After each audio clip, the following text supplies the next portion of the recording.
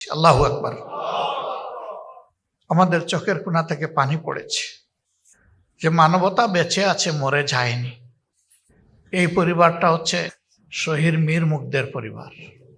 সবগুলা পরিবারকে সামান্য একটু উপহার দেওয়ার সুযোগ পেয়েছে, এই পরিবারটি নেয়নি। আত্মবিশ্বাসের সাথে তারা আমাদেরকে বলল যে আল্লাহ আমাদেরকে সচ্ছল রেখেছেন। প্রিয় সন্তান জীবিত থাকা অবস্থায় ছাত্র হয়েও আউটসোর্সিং করে, তার কোনো অ্যাকাউন্ট ছিল না, মা বাপের নামে অ্যাকাউন্ট খুলে সেখানে 26 লক্ষ টাকা সে রেখে গেছে। এ টাকা দিয়ে স্বামী স্ত্রী দুইজনই আমরা এই সপ্তাহে উমরা করতে যাচ্ছি, আল্লাহর শুকরিয়া আদায় করতে যাচ্ছি যে জাতির জন্য আমরা আমাদের একটা সন্তানকে উপহার দিতে পেরেছি। আল্লাহু আকবার। আপনারা এই উপহারটুকু যারা শহীদ হয়েছে তার মধ্যে সবচেয়ে গরিব পরিবার যেটা, তাদেরটাও তাদেরকে দিবেন, আমাদেরটাও তাদেরকে দেবেন। তাদের এই নৈতিক মূল্যবোধ, অন্য মানুষের প্রতি তাদের এই শ্রদ্ধা, ভালোবাসা আমাদের চোখের কোণা থেকে পানি পড়েছে যে মানবতা বেঁচে আছে, মরে যায়নি। এই পরিবারটা হচ্ছে শহীদ মীর মুগ্ধের পরিবার।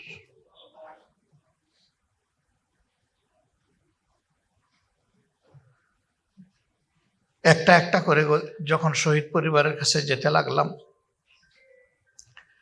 শেষ পর্যন্ত হিসাবের খাতায় দেখলাম দিন আনে দিন খায় যারা শহীদ হয়েছেন তাদের মধ্যে 70% সেই মানুষগুলো। আসসালামু আলাইকুম ওয়া রাহমাতুল্লাহ। আলহামদুলিল্লাহি রাব্বিল আলামিন ওয়াসসালাতু ওয়াসসালামু আলা রাসূলিহিল কারীম ওয়া আলা আলিহি ওয়া সাহবিহি ওয়া আহলি বাইতি আজমাইন।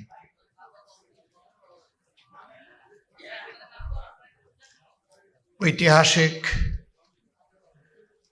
জুলাই বিপ্লবের স্মৃতিকে ধারণ করে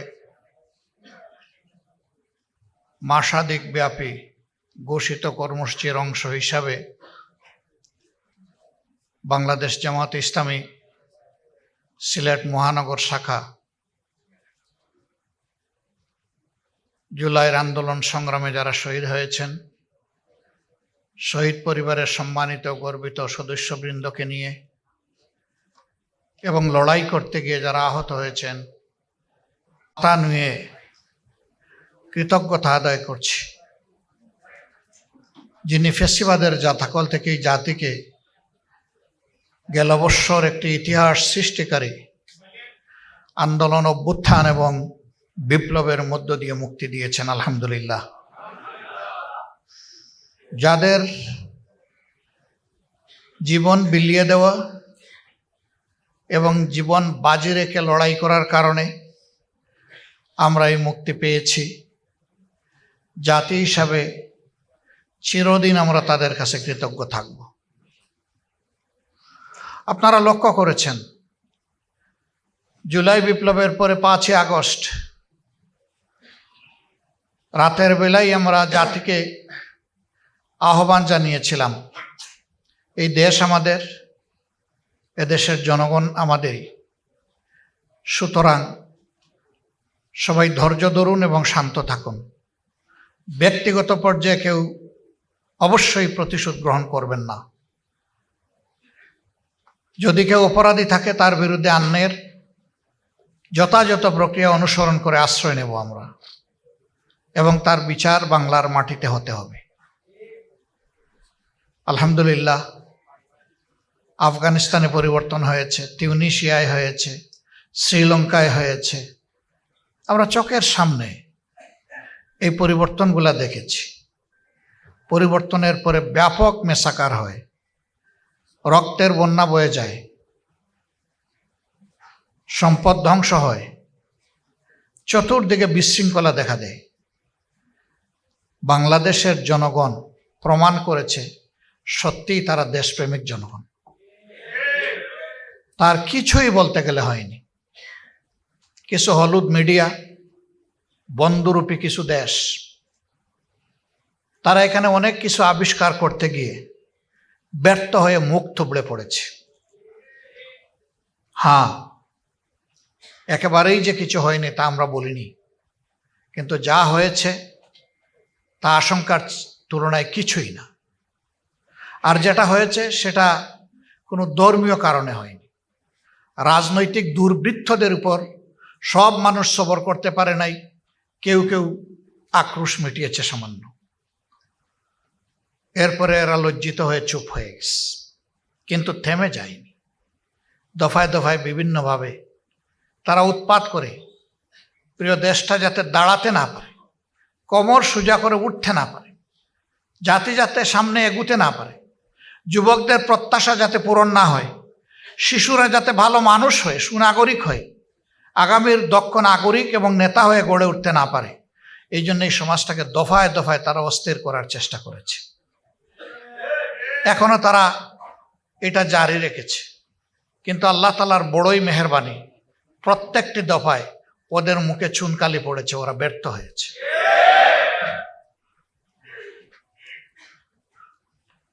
আমরা একটা মজলুম দল, তবে একমাত্র মজলুম দল নই। বাংলাদেশের সবগুলা বিরোধী দল মজলুম ছিল, আলিম উলামা মজলুম ছিলেন, সাংবাদিক বন্ধুরা মুসলিম ছিলেন, সুশীল সমাজের যারা ন্যায়পন্থী সত্য কথা বলতেন সেই সমস্ত মানুষ মজলুম ছিলেন, এবং সত্যিকার অর্থে 18 কোটি মানুষই মজলুম ছিল। এরা বিভিন্নভাবে মানুষের উপর জুলুম করেছে, খুন করেছে, গুম করেছে, মামলা হামলা করেছে, বাড়িঘর বোলডোজার দিয়ে ভেঙে দিয়েছে।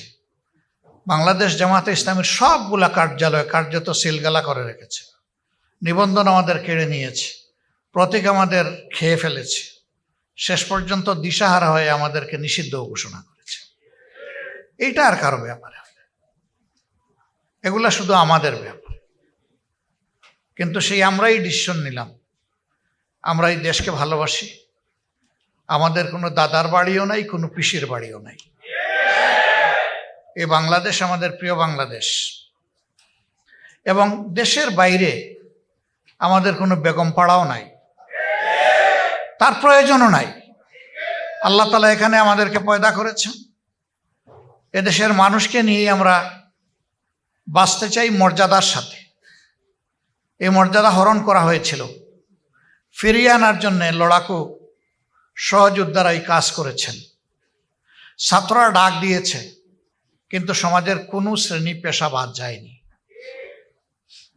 আমরা অগ্রাধিকার হিসাবে এই অভ্যুত্থান বা বিপ্লবের পরপরই আমরা ছুটে যাওয়ার চেষ্টা করেছি শহীদ পরিবারগুলোর কাছে, তাদেরকে সান্ত্বনা দিতে, তাদের পাশে দাঁড়ানোর সেই আকাঙ্ক্ষা ব্যক্ত করতে এবং তাদেরকে সাহস যোগাতে যে ঘুরে দাঁড়াতে হবে, এই দেশকে গড়তে হবে।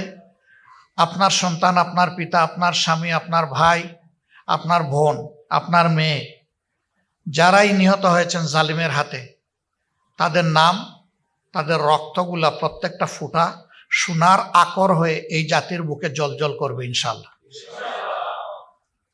আপনারা ভেঙে পড়বেন না, আমরা আপনাদের সাথে আছি। এবং শুধু মুখের কথায় আমরা চিড়া ভিজাতে চাইনি, আমাদের সামর্থ্য নিয়ে তাদের পাশে দাঁড়িয়েছি। কিন্তু একতার অর্থ এটি নয় যে সামান্য একটু সম্মানের সাথে তাদের হাতে কিছু তুলে দেওয়ার মাধ্যমে তাদের জীবনের সকল দুঃখ কষ্ট দূর হয়ে গেছে বা দূর হয়ে যাবে, এটা আমরা বিশ্বাস করি নাই।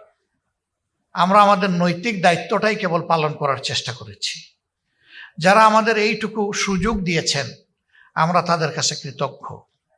একটি শহীদ পরিবার কাউকেই দেয়নি, আমাদেরকে প্রথমবার দেয়নি, দ্বিতীয়বার দেয়নি, তৃতীয়বারের সময় বলেছে আসেন। আমরা গিয়েছি, আমরা তাদের কাছে বিশেষভাবে ঋণী। সবগুলা পরিবারকে সামান্য একটু উপহার দেওয়ার সুযোগ পেয়েছি, এই পরিবারটি নেয়নি।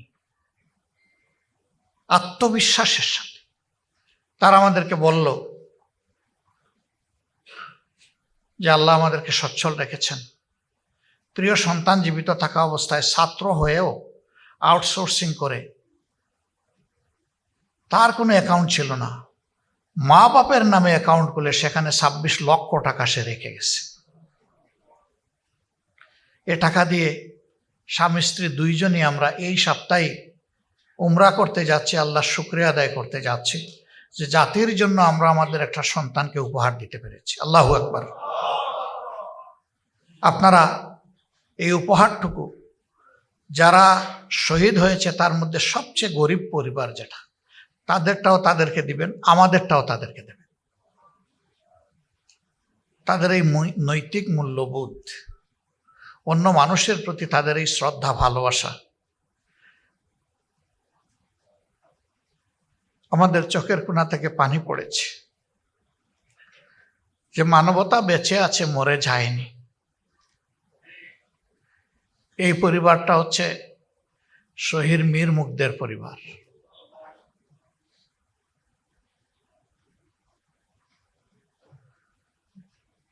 একটা একটা করে যখন শহীদ পরিবারের কাছে যেতে লাগলাম, শেষ পর্যন্ত হিসাবের খাতায় দেখলাম দিন আনে দিন খায় যারা শহীদ হয়েছেন তাদের মধ্যে 70% সেই মানুষগুলো শ্রমিক শ্রেণী, খেটে খাওয়া মানুষ। তাদের কোনো সম্পদ ছিল না দেশের জন্য খরচ করার, আল্লাহর দেওয়া একটা পবিত্র জীবন ছিল, সেটাই আল্লাহ তাআলাকে তারা দিয়ে দিয়েছে। আল্লাহু আকবার।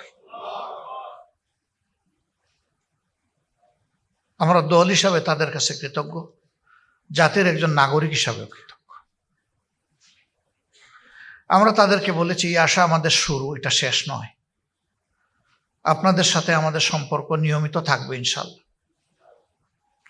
আমরা তাদেরকে এটাও বলেছি আপনাদের সাংসারিক জীবনের কোনো বাঁকে যদি আপনারা প্রয়োজন ফিল করেন, দেরি না করে, ইতস্তত না করে একটু আমাদেরকে স্মরণ করবেন। আপনাদের যোগাযোগ করতে দেরি হতে পারে, খবর পাওয়ার পরে আমাদের আসতে দেরি হবে না ইনশাআল্লাহ, আমরা আসব। আপনাদের সুখের সময় আমাদেরকে স্মরণ করলে ভালো, না করলে কোনো অসুবিধা নেই, কিন্তু আপনাদের দুঃখের সময়ে যেন মেহেরবানি করে আমাদেরকে একটু স্মরণ করেন, যাতে এই দুঃখের ভাগটা আমরাও নিতে পারি।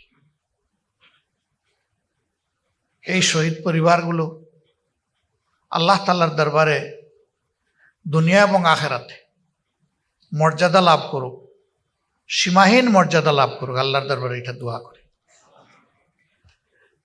আর প্রিয় শহীদদেরকে আল্লাহ তাআলা যারা জীবন দিয়ে এই জাতিকে মুক্তি দিয়ে গেল, আল্লাহ তাআলা তাদেরকে জান্নাতের পাখি হিসাবে কবুল করুন। যারা আহত হয়েছেন, এখানে আরেকটা বিষয় বলতে হয় প্রসঙ্গত, ইতিহাস অমলিন, কিন্তু মাঝে মাঝে ইতিহাস মলিন হয়ে যায় এবং উল্টাপাল্টা হয়ে যায়। এই জন্য এই ইতিহাসকে ধরে রাখার জন্য আমাদের উপরে বহুমুখী চাপ, আমাদের সীমাহীন সীমাবদ্ধতা, তারপরে আমরা সাহস করে আল্লাহর উপর ভরসা করে হাত দিলাম যে আমরা প্রত্যেকটি শহীদের প্রোফাইল অবশ্যই তৈরি করব ইনশাআল্লাহ। প্রথমত 10টা ভলিউম তৈরি করে এটা অবমুক্ত করা হয়েছে, লঞ্চিং করা হয়েছে। এরপরে আরও 2টা ভলিউম আলহামদুলিল্লাহ ইতিমধ্যে পূর্ণ হয়েছে। প্রত্যেকটি শহীদ পরিবারে আমরা চেষ্টা করেছি সেই স্মৃতিকথাগুলো পৌঁছে দিতে। আমাদের এই প্রক্রিয়া চলমান আছে, এখনো যার খবর পাচ্ছি আমরা তার কাছে ছুটে যাচ্ছি, তবে শতবার চেক এবং কাউন্টার চেক করে 100% নিশ্চিত না হওয়া পর্যন্ত আমরা এই বইয়ে কারো নাম তুলে আনছি না। কারণ আমরা চাই না একটা বিতর্কিত মানুষ এখানে আসার পরে যেন সমস্ত ইতিহাস মান হয়ে যায়। আপনারা দোয়া করবেন, মানুষ ভুল ত্রুটির ঊর্ধ্বে নয়, কিন্তু এই সেন্সিটিভ বিষয়টা আল্লাহ যেন আমাদেরকে বিশেষভাবে সাহায্য করে। অনেকে অবাক হয়েছে যে এই স্বল্প সময়ে মাত্র 6 মাসের ভিতরে আপনারা এই অসাধারণ কাজটি কিভাবে করলেন। আমি বলি যে আপনাদের দোয়া ছিল আর সকলের সহযোগিতা ছিল, বিশেষ করে আল্লাহ তাআলার সাহায্য ছিল, এই জন্য সম্ভব হয়েছে। আমরা এবার আমাদের আহত পঙ্গু ভাই বোনদের ব্যাপারে হাত দিয়েছি, তারও 2টি ভলিউম ইতিমধ্যে সম্পন্ন হয়েছে। আমার ধারণা এটা 50 ভলিউমের ঊর্ধ্বে হবে। আমরা থামবো না ইনশাআল্লাহ, আমরা খুঁজে খুঁজে সবাইকে বের করব এবং তাদেরকে ইতিহাসের পাতায় তুলে আনব। এই কাজটি কোনো দলের ছিল না, এটা সরকারের ছিল। আমরা বিস্মিত, আমরা অবাক, সরকার কেন এই কাজ করে নাই, অথবা করার কোনো আগ্রহ পর্যন্ত তারা প্রকাশ করে নাই। এই সরকার তো রক্তের উপর বসা, শহীদ এবং আহত ভাই বোনদের রক্তের উপর বসা। শহীদ পরিবারের কাছে তারা যাবেন, অনেক আশার বাণী তারা শুনিয়েছেন। কতটুকু গিয়েছেন না গিয়েছেন এই ব্যাপারে আমি কোনো কথা বলতে চাই না। এর বাস্তব সাক্ষী হচ্ছে শহীদ পরিবারগুলো। আহতদের চিকিৎসার নিশ্চয়তা দিয়েছিলেন, কিন্তু আহতরাই তার সাক্ষী, তারা সেই নিশ্চয়তার ওয়াদা পূরণ করতে পারেননি বা করেননি। এই ক্ষেত্রে বারবার আমরা তাগদা দেওয়া সত্ত্বেও তাদেরকে আমরা দুর্বল দেখতে পেয়েছি। একটা দল হিসাবে আমরা 3টা দেশকে অনুরোধ করেছিলাম, আপনারা মেহরবানি করে এগিয়ে আসুন, আপনাদের সামর্থ্য আছে এবং স্বাস্থ্য সেবায় আপনারা আমাদের চেয়ে বহু অগ্রসর হয়ে আছেন। এর মাঝে 2টা দেশ চমৎকারভাবে সাড়া দিয়েছে। তারা তাদের মেডিকেল টিম পাঠিয়েছে, 1 মাস 1.5 মাস এখানে থেকে তারা যতটুকু পেরেছে তারা সেবা দিয়েছে। আমরা বলাই যদি এতটুকু হয়, সরকার বললে তো 50টা দেশ এখানে আসত। সরকার বললে তো 50টা দেশ ভাগ করে নিয়ে যেত। যারা চোখ হারিয়ে অন্ধ, এক চোখ নষ্ট হয়েছে, আরেক চোখ তার ঝুঁকিতে পড়েছে, অন্তত তার বেঁচে যাওয়া চোখটা তো সুস্থ হয়ে উঠত। কিন্তু সেই ক্ষেত্রে প্রচন্ড ঘাটতি। সরকারের ভালো কাজে অবশ্যই আমাদের সমর্থন থাকবে, কিন্তু সরকারের যে জায়গায় দুর্বলতা সেই জায়গায় আমরা ছাড় দিয়ে কথা বলার মানুষ নই। সত্য কথা আমাদেরকে বলতেই হবে।